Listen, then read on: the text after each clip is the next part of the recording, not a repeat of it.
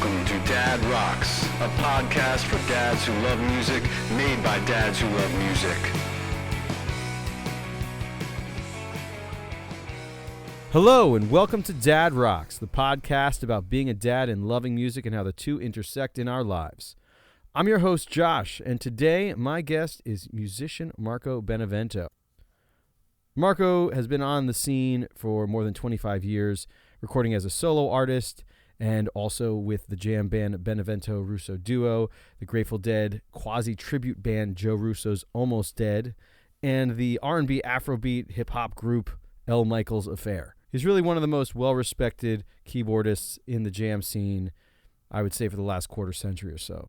He's also the co-founder of the record label Royal Potato Family and the founder of the Follow the Arrow Music Festival, which happens annually at Arrowwood Farms up in the Catskills. But most importantly, at least for this show, he's the father to two daughters, who you'll hear about shortly. Now, before we get into my conversation with Marco, I just wanted to say that, I have been, I would say, since I was a teenager, on the outskirts of the jam scene. I've been into a handful of bands that are, full-blown jam bands, but never, super part of the jam scene. And the Benevento Russo Duo has always been one of the groups that were kind of like a band I heard of but never listened to. And I talked to Marco a little bit before we recorded and, mentioned how I really didn't dig into his music until, we set up this interview. And I have to say that I was upset at myself for not listening to anything that he had put out before. And I'm so happy that I did have this conversation with him because he really is an amazing musician who has played with so many great other musicians and so many great ensembles. He wasn't really on my radar at all to put on the show, but one of my colleagues at the school that I work at is actually his cousin, and we were talking about music, and he mentioned that Marco was his cousin, and he set the whole thing up. So I want to thank Ed. If you're listening, thank you so much for helping me set up this conversation because it was fantastic. I say that a lot about all my conversations, and they're pretty fantastic, overall. But this one was really fun to have, really talking to someone who I didn't know much about and learned so much about and now have so much respect for and really enjoy listening to. And I hope you come away with an interest in his music as well, and I hope you do enjoy this conversation. So, without further ado, here's my conversation with Marco Benevento.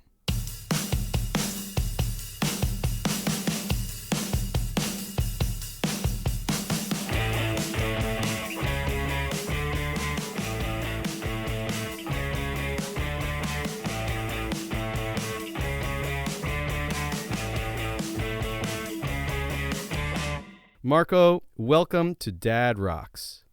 Yo, what's happening? I'm happy to be here. Thanks for having me. Absolutely, man. How was your holiday season? I know it was a bit busy, but how was it overall? We did the Seven Fishes up here in Woodstock. I did a bunch of Christmas shows. I played at Lee Von Helm's barn for 2 nights with a crazy cast of characters: Martha Wainwright, Natalie Merchant, Gaylan Dorsey, Amy Helm, just a wide variety of Woodstock characters and just national touring, amazing artists and musicians. And I also had a crazy show at the Carlisle Hotel with Mark Ronson and Cat Power and Wow. Likey Lee or Likey Lee. I don't even know how you say her name. She's cool. This December, the holidays, everything. If I could write down, the amount of incredible musicians I've played with, people would be like, "What? You play with those people?" Not to mention, of course, all my friends who, like Joe Russo, Dave Dreiwitz, Scott Metzger, Tom Hamilton, Karina Reichman, all the musicians I just see all the time. But it's just been a crazy December for me. So I made it through, and I'm chilling now, Nice. which is great. I love the winter months up here, upstate. Now, you mentioned the shows at Levon Helm's studios. That's considered a family like holiday show, right? You get people from your family to come up and play, or is that just is that different? Elizabeth Mitchell and a bunch of other folks have this sort of tradition we've been doing in the last 10 years of playing at Levon's and doing a Christmas show. And we've had guests like Ronnie Spector and, the band Low. They've guested with us. Lola Kirk most recently was with us, and all sorts of folks. It's just it's a crazy, sometimes 2-night event, weekend at Levon's, and it's a Christmas show. It's just a benefit for, I forget. Anyway, the Washburn House is what it is, and anyway, it's just in December towards the end of the month. It's an incredible, cool that Christmas show that happens at Levon's with literally like 40 to 50 guests and 40 to 50 songs. It's like it's like the last waltz of a Christmas show. It's a 4-hour, and it's great. Wow. And, and it's a long show, and it's so much fun. And it's 3 miles from my house, from where I live. Do you guys take set breaks, or do you go straight through? No, we do we have a little break. Yes. Okay. Because I've played 4-hour parties before, and you definitely need a break. But there's also been times that I've played like a 2.5-hour set, and still feel good to keep going. So Right. Oh yeah, I hear you. You're all Speaking of Levon Helm Studios, you're about to release a new live album. I think sometime in April, right? That was recorded at the studios. Is that like kind of your home base, more or less? Yeah, I mean, I live here in Woodstock, and my local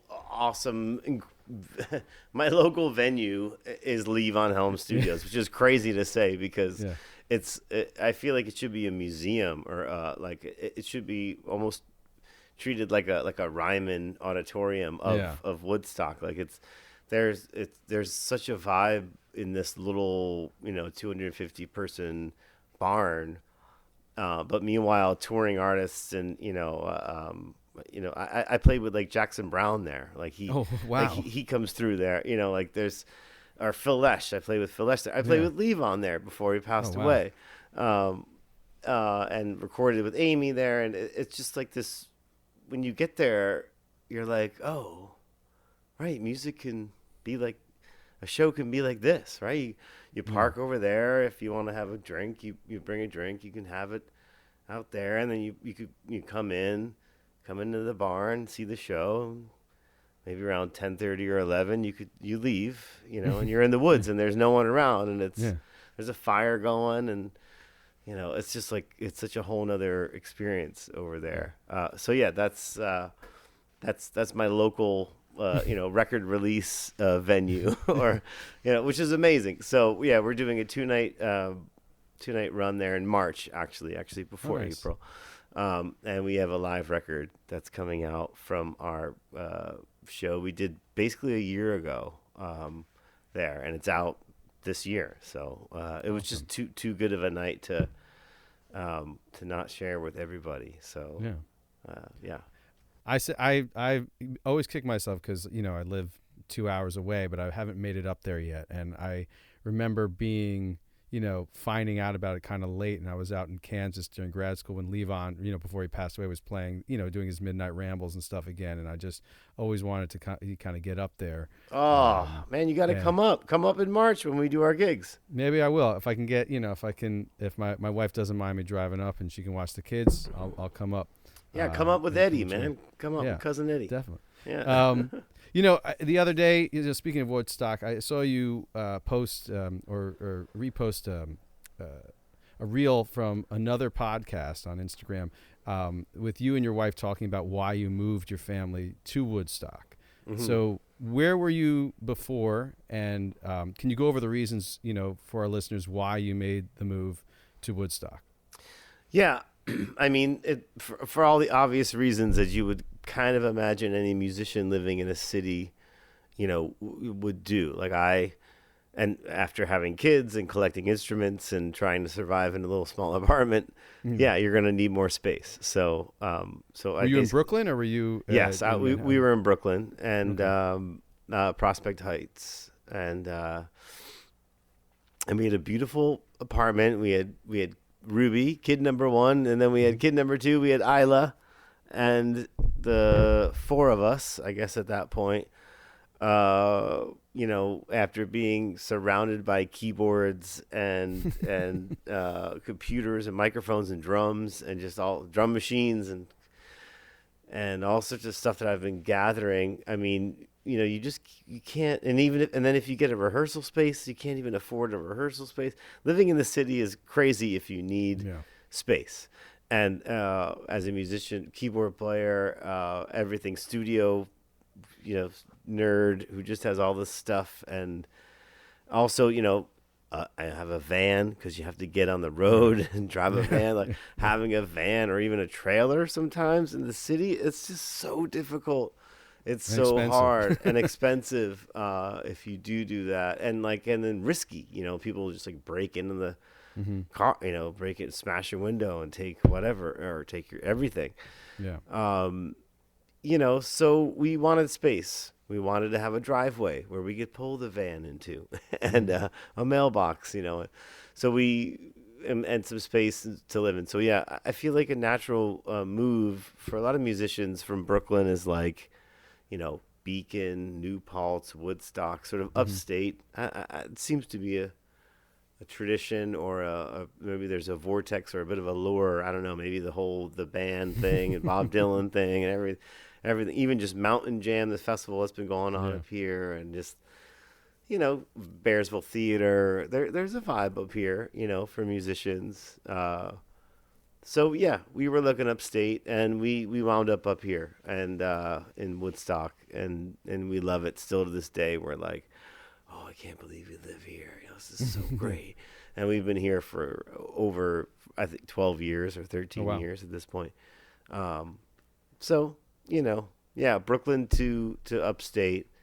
And yeah, at this point we've been upstate basically as long as we've been in Brooklyn. It's kind of crazy, or a little longer. And yeah, it feels great. Been meeting a lot of musicians and playing a bunch of gigs and doing all sorts of crazy stuff. Yeah. That's awesome. And I you grew up in, suburban northern New Jersey. There was no urge to move back to the Jersey burbs at all? Not really. It was, my cousin lives there, and my aunt lives there. But no, there was no desire to go back there.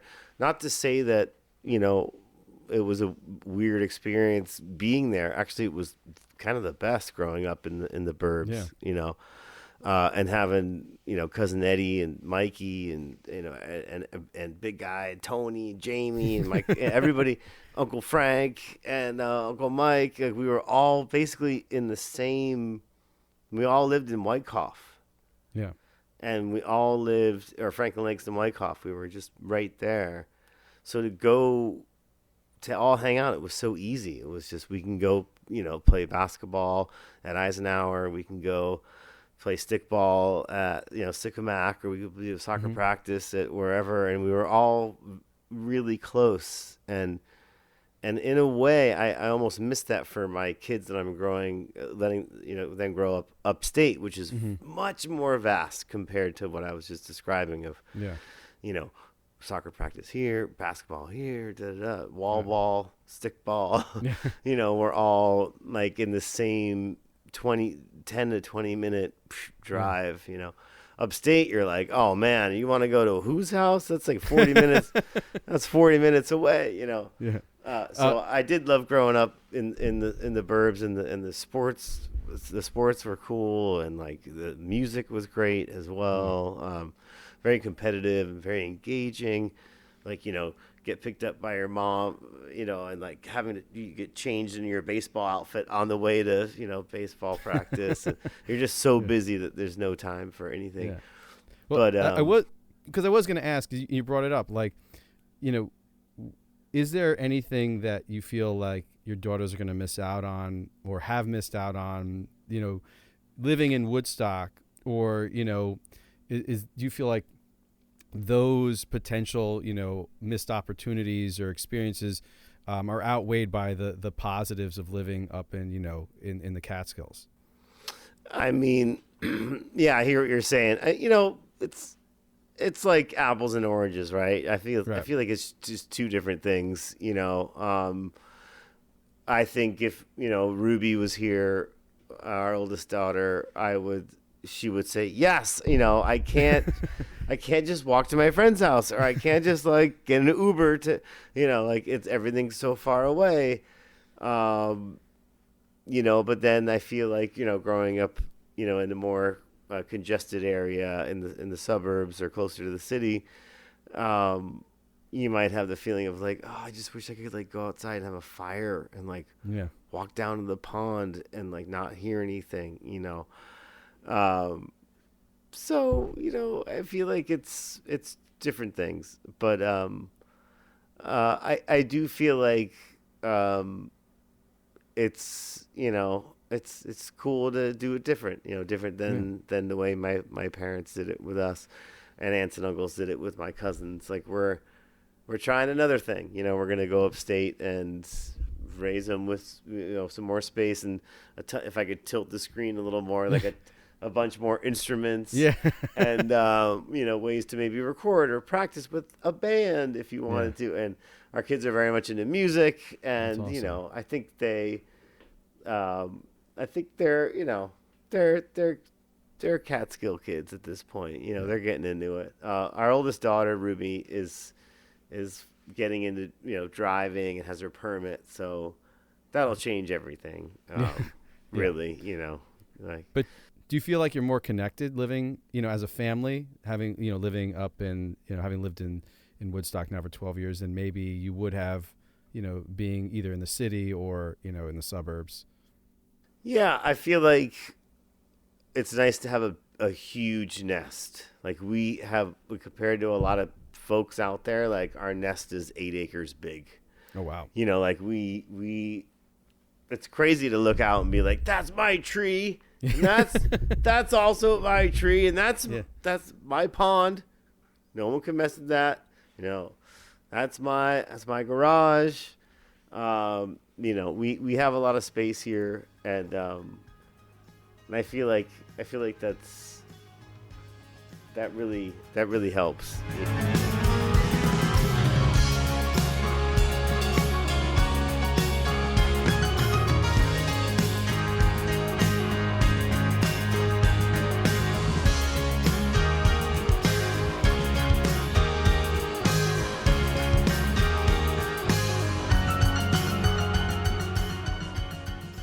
Your wife and your oldest daughter sang backup on your last album, Benevento. And so, I mean, obviously music has always been central to your family, but like, do your daughters play instruments? Does your oldest daughter just sing? Like, how involved are they? Are they playing in their own bands yet? Oh, there's the Rock Academy that goes on up here. So, Okay. they both do that.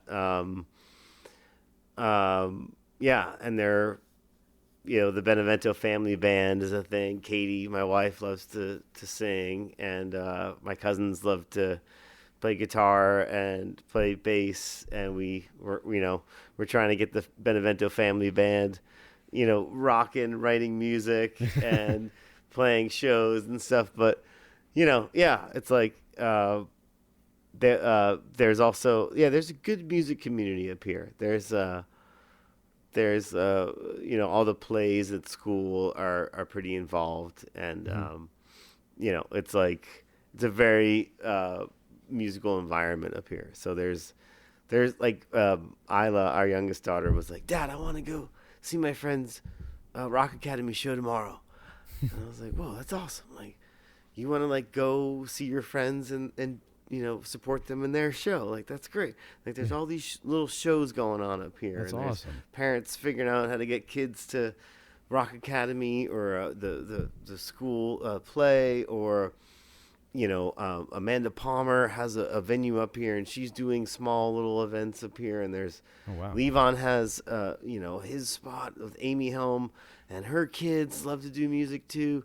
And there's like it's just a really the environment up here is kind of crazy, to the point where you're like, I bet like when these kids get older, they're gonna be like, whoa, like we grew up like in a really amazing sort of part of the world and I mean, of the country. Woodstock is that. Like, I've been there. It's an arts community. It's a great little arts community. I mean, and music is definitely central to that, and it's a very unique experience. And I know I probably would have loved it, growing up in in that kind of spot. Not to say that living in suburban New Jersey doesn't have that kind of music community, but it definitely seems like that, with so many artists around, that they're pushing, when their next generation is, they want to support that and push the arts. And it's great to have, especially when a lot of communities are cutting out the arts and cutting out music and all that kind of stuff. Yeah, no, yeah. Up here, it's like the opposite, which is kind of amazing, because I feel like for our kids, it's the norm, which is kind of ridiculous. Like, I woke up today to our youngest daughter, Isla, practicing piano. It was like 7:08 a.m. Wow. And she was like playing like a Charlie Parker song, Holy moly. Blues for Alice, which is not an easy song No, at all. It's basically every chord you can think of in one song. That's basically a blues, but there's all these substitutions and crazy things, and she's practicing it all. And she's in 8th grade, and I'm helping her out, and I was like, Isla, I didn't even see this song or hear about the song until I was 19. Yeah. And I'm like, and you're 14. Like, she's like, oh. She kind of looked at me like, oh, okay. I was like, so don't worry. You're going to get all this. This is really difficult right now, but it's really hard, but you're going to get it.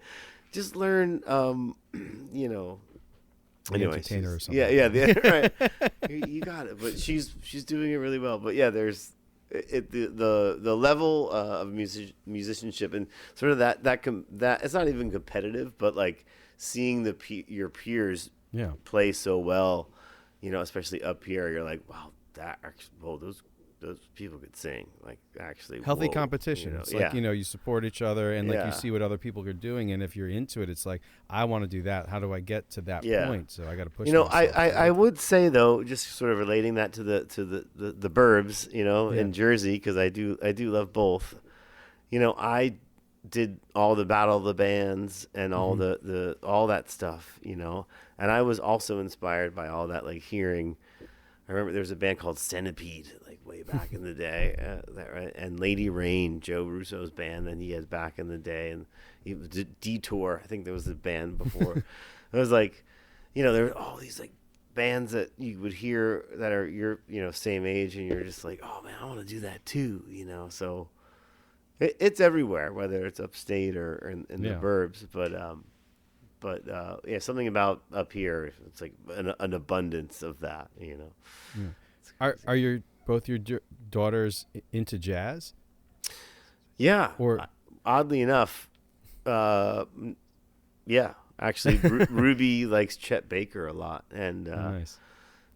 is interested in learning all these little piano intros and solos of all those ballads that he's singing. And Isla, just by way of the Woodstock ensemble, is learning about jazz. Yeah. Oh, nice. What else are they into? Oh, David Bowie, Queen. Nice. Sorry, I know you don't mean music, but no, I do mean music. Like, what, like I do. Okay. I mean, okay. like what other artists are they into? And what other genres? He probably means all sorts of other genres, everything. But yeah, also other things like skiing. They like to Yeah. ski, and really just hanging out with their cousins, which is great. They like hanging out with their family, whether it be here in New Paltz, upstate at this point, or in California. Oh. But they love movies and Yeah. comedians. They're teens. They're Yeah, preteens and teens. I got them tickets to see John Mulaney at Oh, nice. the Kings at UPAC, and so they like that anyway. Yeah. Yeah. That's awesome. No, I was curious because, because of, with your background of being in the jam scene, I didn't know like how into, music that you play or that you're around, they're into, if they're into that kind of stuff, or if they're like, totally go the opposite way and just like pure pop music or like, rap. Right. I mean, it is what it is, but it was curious to know where their interest in music lies at this point and how, Right. Influential you and your wife were on them, or how, what if they're bringing you new kinds of music and stuff like that. Yeah, it's kind of an amazing give and take at this point. Like Ruby will play me some song, and I'm like, oh, I like this. Who is this? And she's like, it's TV Girl, Dad. You say that every time. I'm like, oh, it's awesome, And now vice versa. She'll be like, who is this? And I'm like, this is El Michael's Affair. Like, and I'm actually playing piano on this track. She's like, oh, this is cool. And then, Isla will play me something. So it's cool. It's a give and take, which is awesome. Yeah. I'm so open to all the music they play for us. And quite honestly, I have yet to not like a lot of the stuff that Ruby sort of will throw at me. For the most part, I like it all, Yeah. There's some songs I like more than others, but yeah.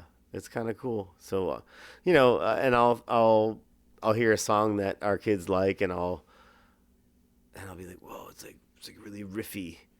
It's like, it almost sounds like a Zeppelin kind of song, and I'm like, well, I mean, because they know Zeppelin, and I was like, well, have you ever heard like Them Crooked Vultures? It's like, and they're like, no, and I was like, well, it's like. Was one guy from Zeppelin, but then this guy from Nirvana, and like, just like trying to connect the dots between everything. They're like, whoa, cool. And I'm like, oh, wait, Ruby, throw this song on, Yeah. I listen to it and be like, oh, right. Oh, that's cool. So like we have like interesting musical conversations at this point about like where stuff come from and all that stuff. So it's cool, Yeah. Do you take them to, you mentioned John Mulaney, did you take them to any shows? Like, do you, like, I don't know, where, do you guys have to, do you have to come down to the city, or, do you? Oh, yeah, absolutely. Whenever possible, I'll take them. So they've seen J-Rad a bunch of times, at Red Rocks, at, all sorts of venues. Leon Michaels, I'll play with El Michael's Affair. They'll come to those gigs. Nice. Coachella, they came to the Coachella. Where else? Yeah, Brooklyn shows. Anything local. Although they've also come to, all the way out. When J Reds played Stanford, that's pretty cool. Nice. Kind of in that same vein, when I was talking to Cody Dickinson a few months ago, he was discussing how, granted his kids are way younger, but when he went on tour, it was very hard for him to leave them at home. And was that the case when when they were younger, or is that still the case? Like, do you kind of try to tailor your touring and your shows, or have you done that over the course of your kids' lives, like kind of to make sure you're home more often than not? Or is it kind of just like, if I gotta go on the road for 2 weeks, I gotta go on the road for 2 weeks kind of deal?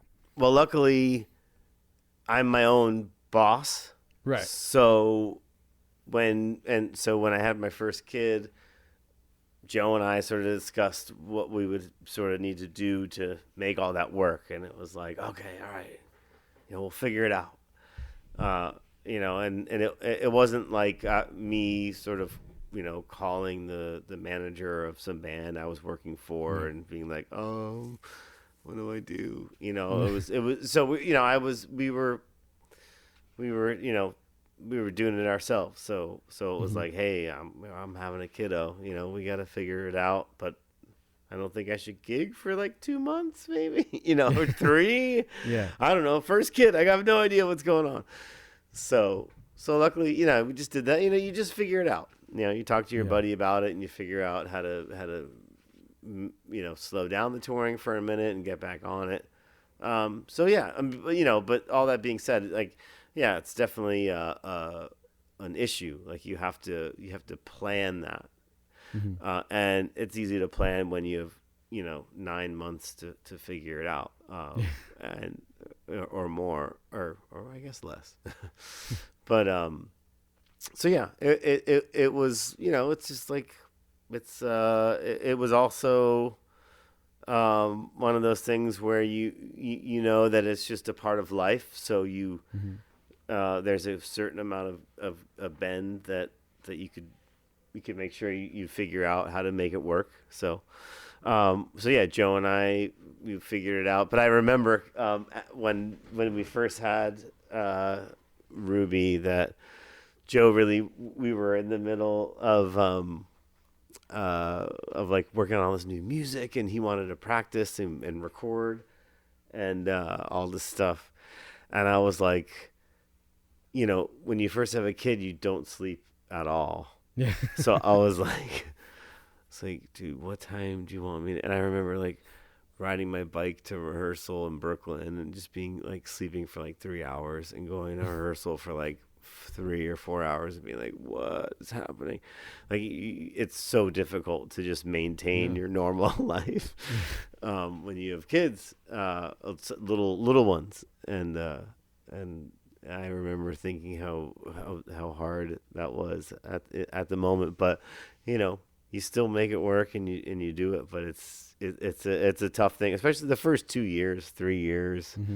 It's really tricky. But yeah, even on my own terms, with my own band, I would limit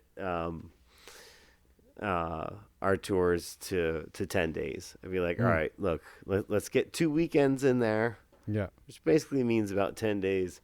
And then I got to come home because I got the little one. So luckily, over the course of having the kiddos, back then, I only have, you know, did like the longest I was gone was like 10 days or 11 days. And then I'd be home for at least a week or longer after that. But, you know, saying all of that, I remember I did a 10-day tour. I got home from tour and I said to Isla, I was like, oh, so good to be home. It's like, oh, so how long did it feel like I was gone for? She's like, oh, I don't know, like a year. And I was like, oh, like, something about that really hit. You know, when you're a kid and 10 days go by, like it's not 10 days. Time. 10 days for a kid is like a year. You know, like when you tell a kid, like, don't worry, it's just one more year. They're like, 1 more year? So, you know, when you're gone for the majority of their youth, I was gone like 150 days of the year, at least. So, you know, I definitely, I felt it. I knew it. It was hard for me for sure, but there was no other version of it. So it was like, just kind of live with it, play through. You got it. Katie's a great wife, my great wife. She's killing it. She's got it. She's holding it down.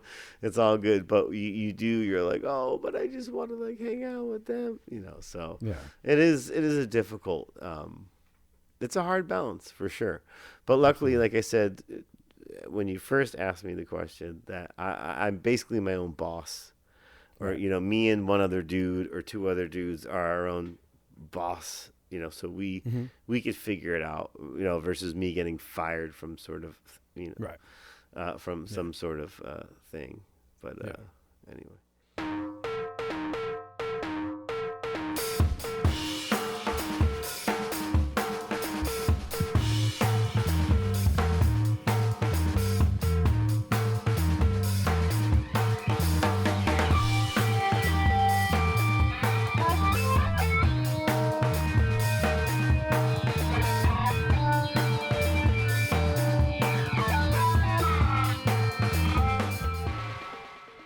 obviously your parents were incredibly supportive of you. I'm just assuming based on the fact you went to Berkeley. And, some parents might not be as supportive of their kids, going for, become a professional music, especially pursuing it that way.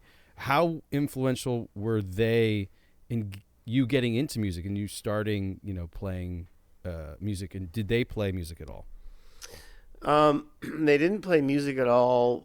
My dad loved to sing. My mom, loved to sing along, in the kitchen to Motown and all sorts of good stuff. My dad, if I was playing piano, he'd, come over and try to teach me this Italian song and sing with me.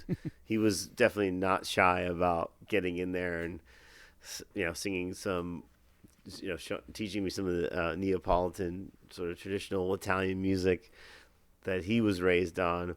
Mm-hmm. And,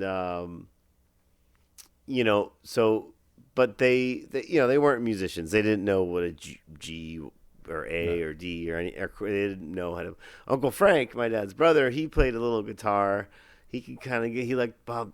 He loved Bob Dylan, still loves Bob Dylan. He still plays guitar. But he was like, he would kind of try to jam with us a little.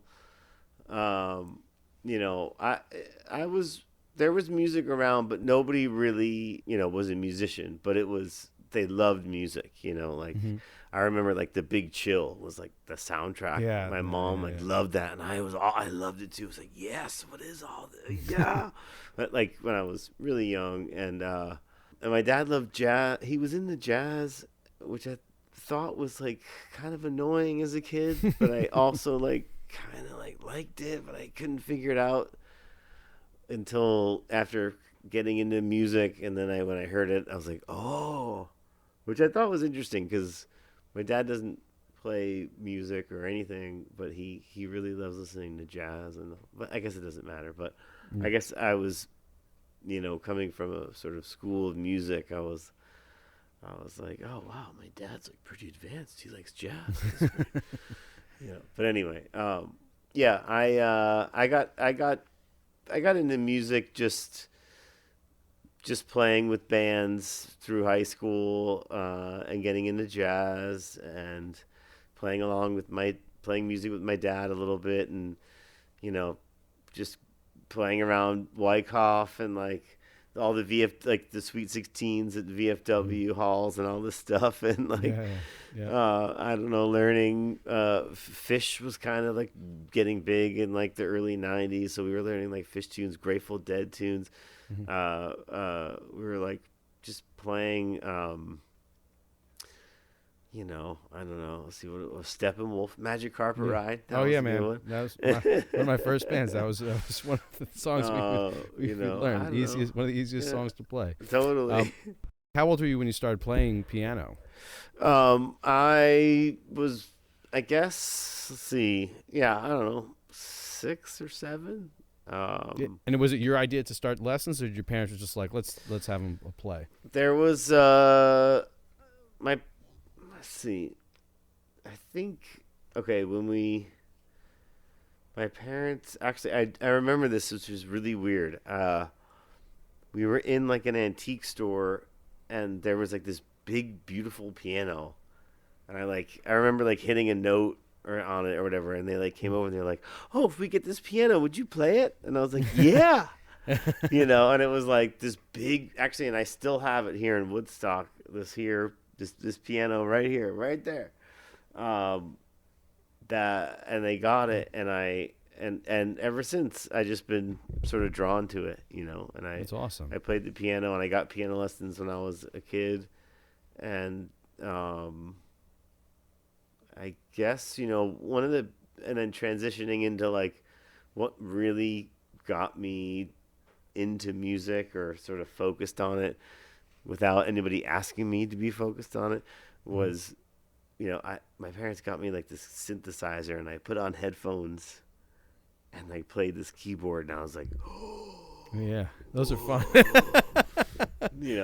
Actually, now that I'm saying that, I remember our kids having the same reaction to when I got this electronic drum set for them. Or no, actually, they were playing it at our friend's house, and they were like, "You can't hear what I'm playing," and I was like, "Nope." And they're like, "Whoa, this is amazing!" So I got into all these different sounds on the keyboard, and I got a 4-track recorder and like a drum machine, and there was something about all of that really sparked my interest with recording and with sounds and synths and drum machines and all sorts of stuff like that. But definitely all started on the piano, and which is I must say, I'm still just drawn to playing piano with no synths or drum machines or anything, just playing piano, because I do love that. Basically, probably the most.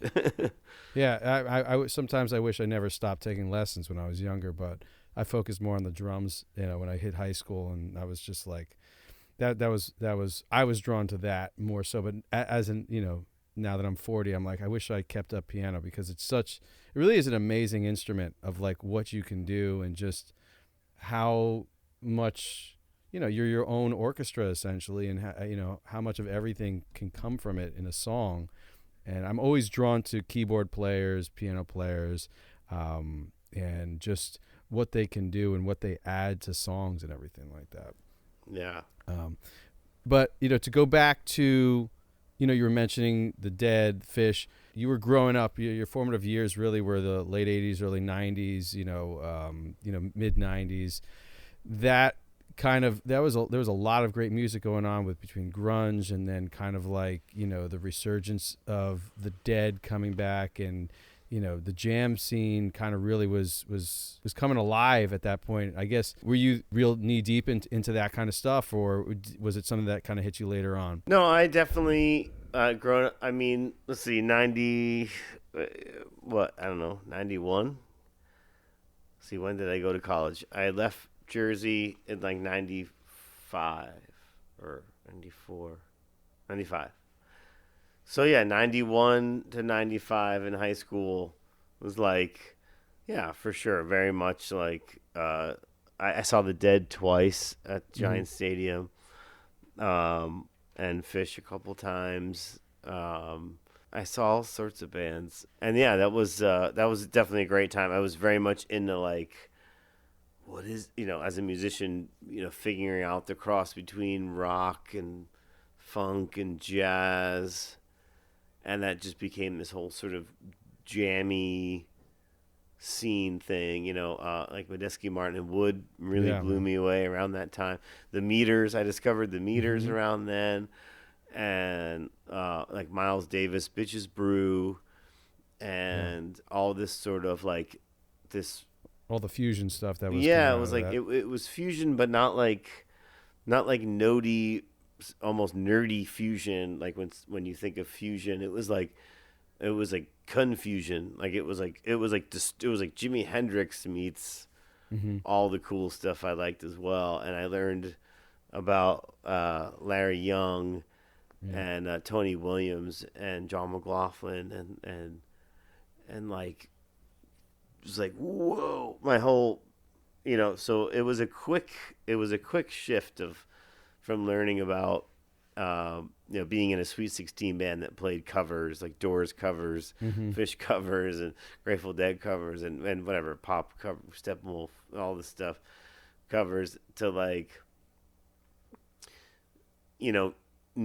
sort of jamming around a little, to this sort of jam scene, to like, now it's like exploded into just jazz and all sorts of other stuff. But anyway, yeah. No, I mean, crazy. When I was gifted for my bar mitzvah the Mahavishnu's orchestra's Intermounting Flame, and it just broke my brain open. And then later on, when I went, like, MMW was a huge influence on me, but like going back to like the early Herbie Hancock, like experimental, like those Warner Brothers albums that he did before Headhunters, was like that kind of stuff is amazing. And absolutely. with the experimenting that he was doing while still having some sort of groove, and it's amazing. Yeah, totally. Yeah, so my musical mind was definitely opened up right around that time, like 95. like you just said. So, I definitely was obviously in all of that when I was, 18 to 21, which is like when your brain just is, God, I'd love to look at the map of of my own personal human brain from 0 to now and just see 18 to 21, because what a crazy time to be just analyzed by teachers, to be judged by peers, to be looked at awkwardly by adults, and like you're just you feel very confident but also like a total idiot at the same time, and but you're supposed to be learning how to be like a professional musician that can sell tickets and write songs and tour, and it's so intense. And then you're doing $150 gigs to just like pay for the stuff that you want to do, and your only quest and search is to be a better musician. But how do you get paid to do that for your entire life? It's so interesting, when you're that young, trying to figure it out. As now I'm 46, like from 26 to 46, like let alone the 18 to 26 part of it all. But it takes a long time for stuff to come together. And I even I came across this old tape that I had recorded from a lesson I got with Kenny Werner, an amazing piano teacher, amazing piano player. And he was like, "Oh man, don't worry, you got it. In 10 years, you'll have it." And I was like, and this is, okay, so this is, 22-year-old me, or 21, or somewhere around there, hearing that, in 10 years, we'll have it. And I was like, I thought to myself, now I'm 46, I'm like, wow, cool, 31? Like, that's pretty great, But then I was like, what do you mean I can't wait 10 years? I don't have 10 years. But, things come in these waves. Music comes in these gigantic waves if you're down to actually really, really get into it, and if you can do it. But anyway, it's funny to hear that. I remember like listening to my response. And when I heard the tape, I was like, "Wow, that's pretty cool." He said that. That's actually great. But when you heard me be like, "Oh, 10 years," right? It's like a knife to your heart. Yeah, I was like, "Oh," I was like, "Well, okay. Well, I guess that's the thing. It's like music. You can learn it once, but can you play it forever? There's so many. Or can you remember it and play it forever? Like there's so many. It's evolving constantly. Yeah, it's such an interesting. It's such a crazy job to have. I don't. Anyway. Yeah, and you went to Berkeley. Obviously, we're doing music constantly, and Boston is a very it's a great music town. And I had a lot of friends who went up there and then stayed up there. So what drew you back to the New York City area after you graduated? I kind of always knew I was going to come back, just because my parents lived down here, and because this is where I grew up, and I knew New York City was like kind of the place where you want to be. And then to top it all off, one of my teachers was like, Boston is the bullpen. New York City is like, where you're gonna go play. So, and it makes like, I knew that even just as a East, New Jerseyite or whatever, being from down here, I knew that I always wanted to do that. Boston was like to go here and learn, like train. Sort of like really practice and get into your thing, and then come back. So yeah, I always knew I wanted to come back. I didn't have any cousins or aunts or uncles or family up in Boston. Maybe if there was like some sort of tie up there, I would have I could have stayed, and because I did love it up there. It was really fun, quite honestly. Definitely a whole nother world compared to down here. But it is really beautiful, and like going up to New Hampshire is beautiful. Portsmouth is amazing, and Vermont, just Burlington. yeah, like it is nice up there. I know Boston gets a bad rap, but I did really have a great time there.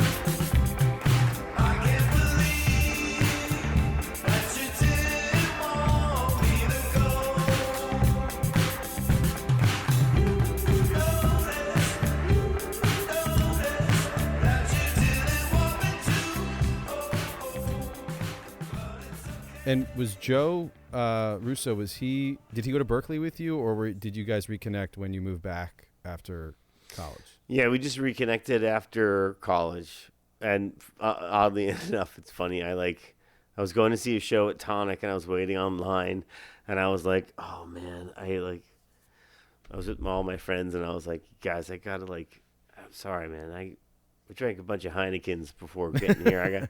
I gotta go to the bar across the street. I gotta go pee. Yeah. I'll meet you guys back. Go across the street, run into the bar. Incredible music is playing, and it happens to be Joe Russo and a bunch of my friends from Berkeley. And I was like, oh my God, what the, and we ran into each other randomly at a bar in 2001 across the street from Tonic. And I was like, I didn't know you were in New York now. Holy, let's hook up, let's link up.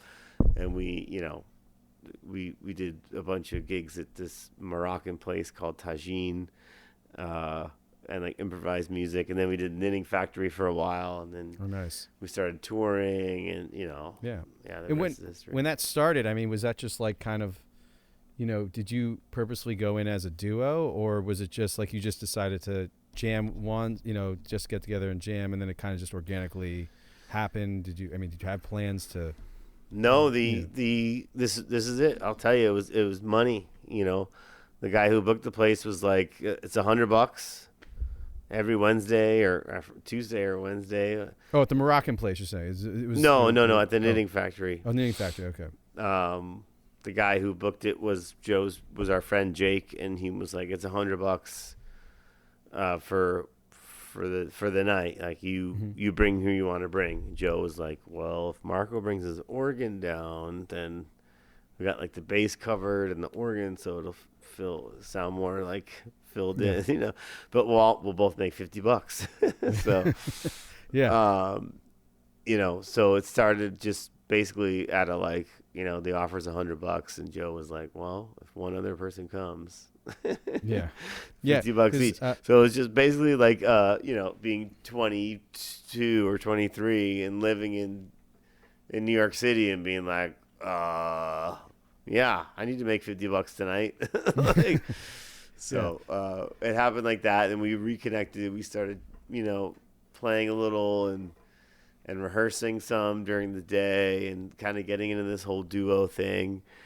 And some nights we just wouldn't even play any songs. We just sort of improv, but it was kind of cool to just see how that unfolded, right? Gradually. It was like, oh wow, this is really fun.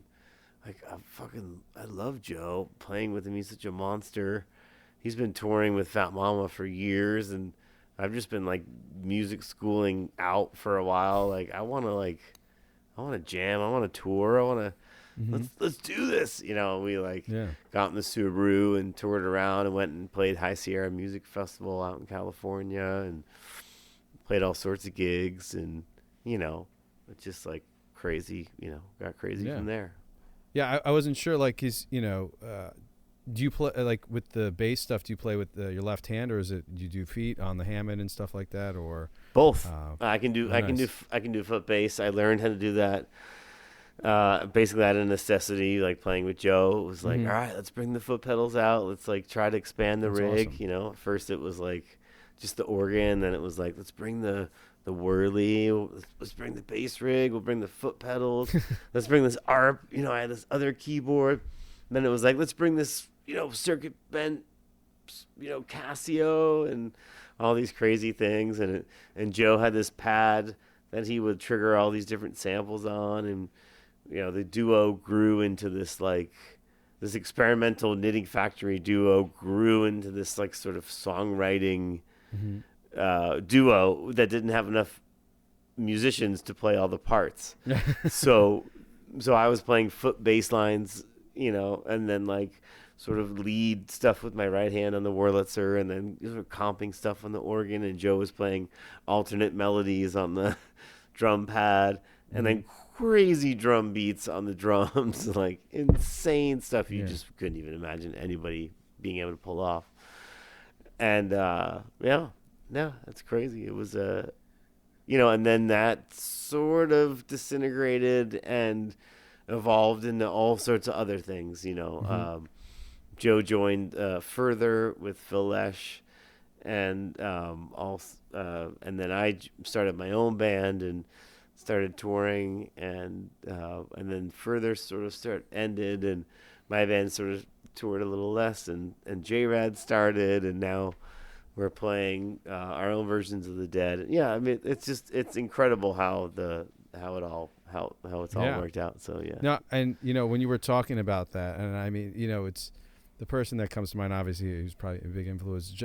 I just think about John Medeski, like with his like pod of keyboards just moving around and stuff, and just I admire you guys who do that, because to know what tone you want to use and what keyboard you want to use when and how, to even in an improvisational setting is to me amazing, because it's like, it's one thing when you're playing on one instrument and the notes, but then you're adding now in several instruments with different tones that can change, and the sonic elements that you can add. You're almost like just really going crazy, and to know what sound you want when in the moment is just amazing. I applaud you guys. Right on. Well, thank you. I mean, it just over time you figure out exactly what it is you want. It's to have the certain sound like at the certain right time, and you need to dial that in, and as soon as it doesn't work, you're like, that was a bummer that sound didn't come in when we wanted it to, and all I needed was the distortion to be like whoosh, and it didn't work. Yeah. So it's like it's a little details, really the meticulous part of figuring out all the parts that I don't know. You're striving to just get it better every gig, and then you're adding a sound guy, then you're adding a lighting guy, and you're adding, a manager and a tour manager, and you're adding all these people that are working for you now, and it just becomes this whole, this whole thing, which is great. I mean, everybody gets involved in it, and if they're supporting you, you feel, great as a musician, as an artist, like, getting all that support from your friends and from management, and just from festivals that want you to come play. Like it's just been a long natural growth of figuring out how to be a musician and a dad at the same time. I am curious because, with your solo work, your several albums, instrumentals, and then in 2014 you released Swift, which has, vocals. What led you to make that switch from doing, purely instrumentals to writing lyrics and singing your songs? Man, I'll tell you, and I remember the point exactly. I don't know if you've listened to Tiger Face, the record before Swift, but there's 2 songs that have vocals on it, and it's with Cal from Rubble Bucket singing. And great band, by the way. Exactly. And I had these 2 songs that seemed to me like they needed vocals. Last minute, I got Cal to come up and sing and even write words. and I heard it, and I was like, whoa! I've never heard my music with somebody singing. Never heard my music with a vocalist Mm-hmm. singing the melody line. And then it was like, and then we did another one, and I was like, oh man, I got to do that again. I was really hooked on it. I really loved the way it sounded. Granted, of course, Cal had a lot to do with it, and so come the next record, Swift, like you mentioned in 2014, I was like, okay, I have all these songs. I'm gonna call Cal. I'll just have her sing on all the songs, and that's it. Because I have like me singing them, but that's just me singing them. I should have someone else do it, and I just like remember thinking like, dude, you can't take her on tour with you, and you could probably, if you like figure it out, like you could probably sing it yourself. So I was just like, all right, I'm gonna just do it myself.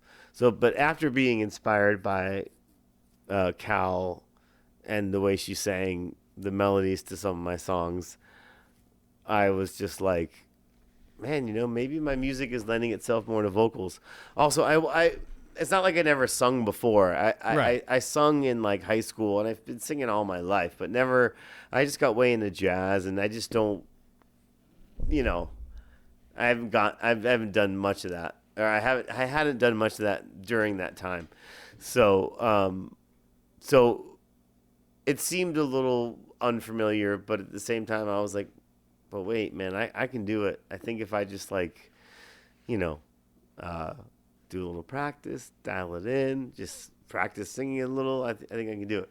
So I just decided to do it myself, and I thought it came out pretty good. I think Swift sounds great. And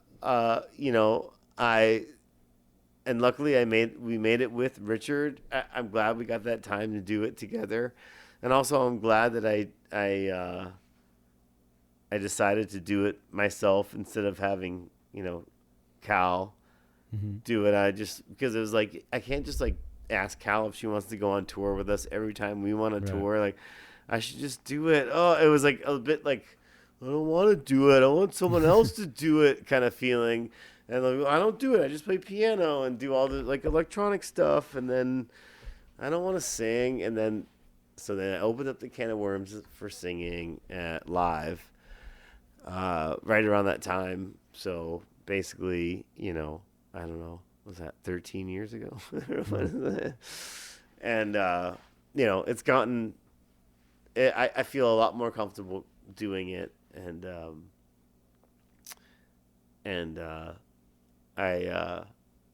wait, no, not 13 years ago, 10 years ago. 10 years ago. Sorry. It's okay. But, yeah, I had to do it. I feel like, yeah. It was and, you run your own record label, which has some, maybe not some super well-known groups, but some monster, bands on there, and, Royal Potato Family. What pushed you to start the record label, and how active are you in the day-to-day of that, endeavor? Well, company? What started the whole record label thing was my manager at the time. We were trying to figure out how to put out our third record, which is between the Needles and Nightfall. And right around that time, do you know the record label Verve? Yep. So this like kind of incredible jazz label Verve, they were interested in all this new music we were playing. And right around that time, we got a gig opening up for Jamie Cullum, an incredible piano player and singer, at Carnegie Hall. It was like a dream gig at like the most perfect time. Like my trio was like writing music and getting some recognition, and then we got this gig at Carnegie Hall, and it was amazing. And Verve, they were there at this gig, and the next day they immediately were like, "Oh yeah, come on down. You want some CDs? Like, come check check all this out. And I was like, oh, Verve. Like, yeah. And like my manager at the time was like, oh man, I think Verve was going to put out this, probably your next record. Between the Needles, we didn't know the name of it at that point, but the record was pretty much done. And they were really interested in the record. And I couldn't believe it. I was like super excited. And then, all of a sudden it was like radio silence. We were like, well, we have this tour booked. We had like a bunch of tours booked because we were like, this record is coming out. Like, we got all this new music. People want to hear it. And like, let's do this. And I remember just my manager was like, dude, Verve or no Verve, like, we have to put this record out. Like, let's do this. Like, we're just going to put it out on our own. Like, who cares, And we just decided to start the record label, without them, or just thinking like, at that time, I feel like Tower Records were like going down, like the whole scene, the whole industry was like it like record labels were like, I was like, you could do it on your own, kind of, because record labels don't really. I don't know. There wasn't much of a lure, for. They didn't have much money. Record labels didn't have as much money, I guess, back then. So we just did it ourselves and started Royal Potato Family, and but basically, I'm a touring musician and I'm doing what I'm doing, and my involvement in the label is pretty minimal. Kevin basically runs that whole label and finds cool artists. We both like sort of high five about how great they are, but I'm like recording and touring, and there's not much I can do. I'm not just kind of like, oh, and another idea for the label. Like I just didn't know if you like, if you found like artists, or you were like. Yeah, I kind of thought that was going to be the thing, but I was like, dude, what am I doing? I have like 2 kids, a wife, a house, a studio, a van, a trailer, goats, peacocks, chickens. Oh, wow. I got all sorts of stuff. But what am I doing over here? I can't like, but at the same, I can't like scout for like new talent for the label. But Kevin's always, he's on that. So nice. And kind of speaking, of that kind of like, being in charge of, such a massive undertaking. You run a music festival called Follow the Arrow.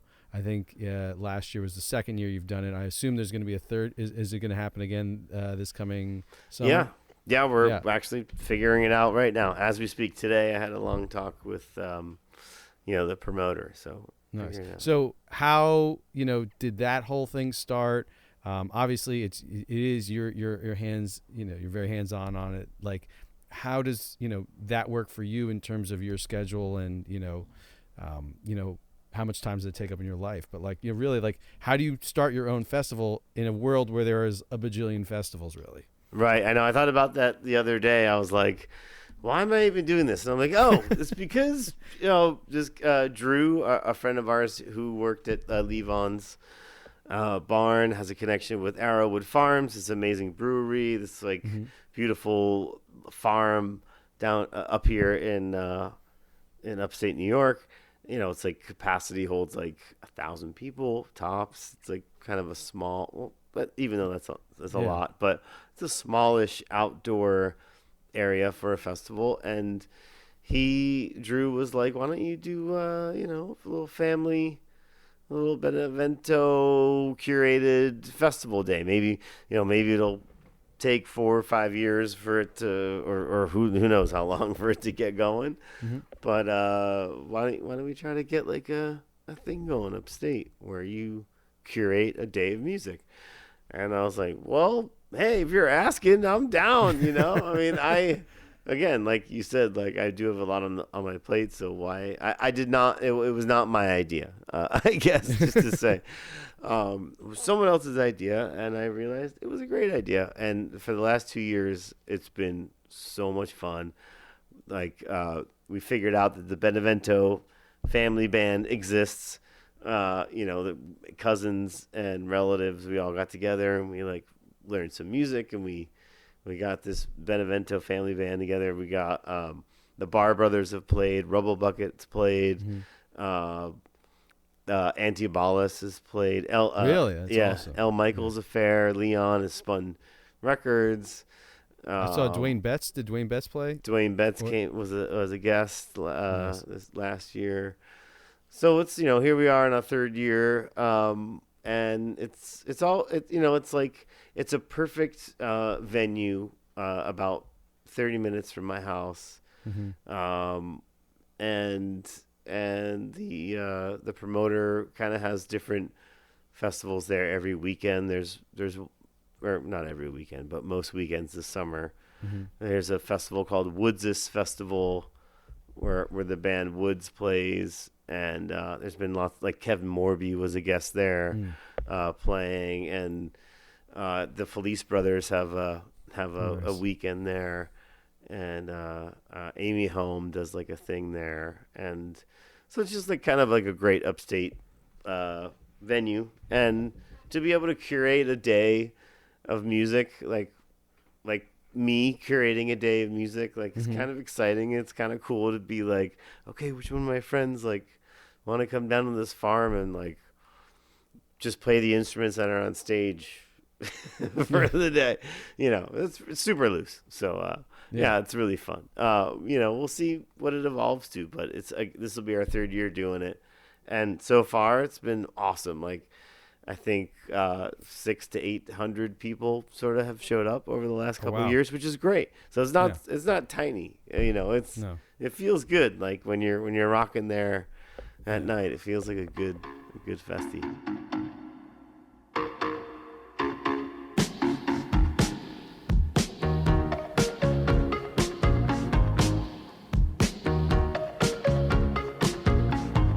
Let it slide.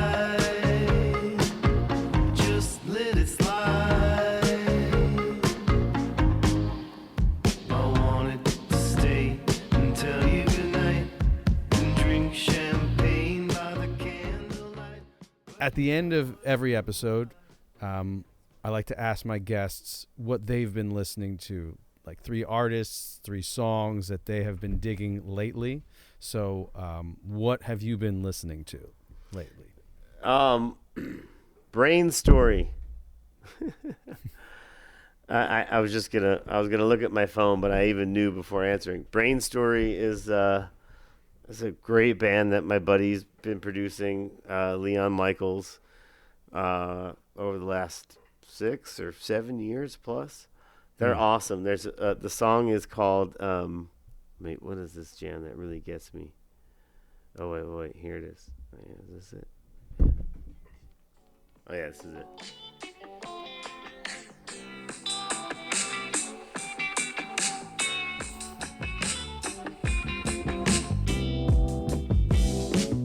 I've seen you lately, man. I've got to say, you can't keep your head right if it ain't got space.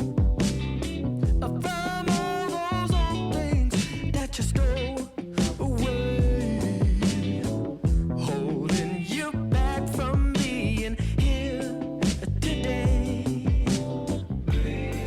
Yeah, it's called Breathe. Nice. That's a good jam. And then also this guy, Robert Lester Folsom. Check this jam out. Wait, let's see. Where is this one? This is a good one. Oh, yeah.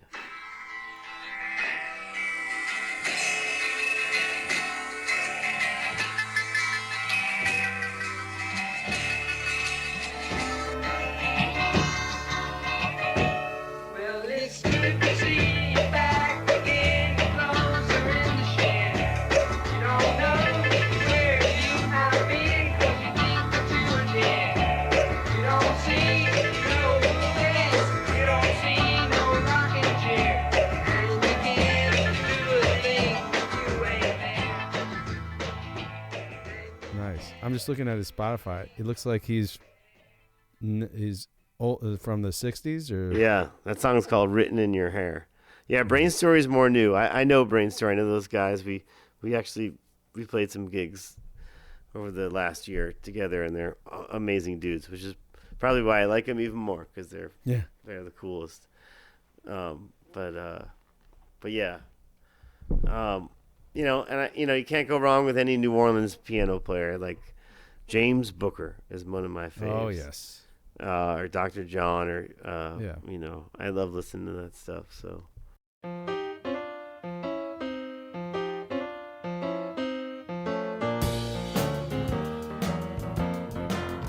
I want one for the highway. I want two for the road. Three for my baby that someone else done stole. Since my New Orleans music is that's one of the styles I was very fortunate my father played for us when we were younger. He had a Mardi Gras like party soundtrack that was just, and then he got a bunch of Professor Longhair CDs and stuff, and so that's been ingrained in me for a long time, and it's just, you can't, I don't know how people can not like that kind of stuff. Yeah, it's just, that's why we instantly get along. Well, Marco, thank you so much for taking the time to coming on to Dad Rocks. It has been a total pleasure to talk to you, and really appreciate you coming on. Right on, man. Have a good night. Thank you.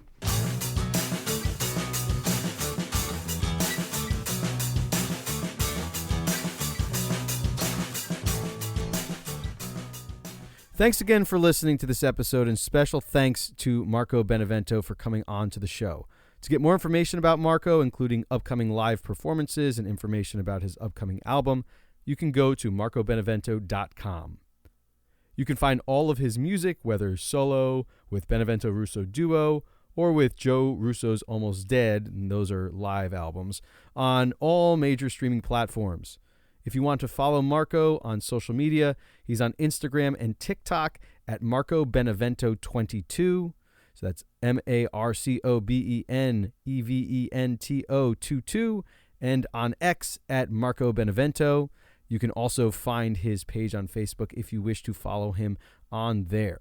If you enjoyed what you heard today, I would love for you to subscribe to the show if you haven't already, and would really appreciate it if you left an honest review on whatever service or app you listen to the show on. It helps with the algorithms, gets the word out, or, just tell a friend about the show. It would really be helpful. That would be great. Word of mouth, that kind of stuff helps grow the podcast. Love for that to happen. And if you have already, thank you so much. If you'd like to follow the show on social media, we are on Instagram, Threads, X, all that stuff at Dad Rocks Pod. We are also on Facebook. Just search up Dad Rocks Podcast. If you have any questions, comments, or any show ideas, or you just want to say hi, please email the show at dadrockspod@gmail.com. And if you want to check out the music that you heard on this episode in full, there will be a link to a playlist, a Spotify playlist, in the podcast description. So go check that out. Once again, thank you for listening today. And remember, dads, you rock.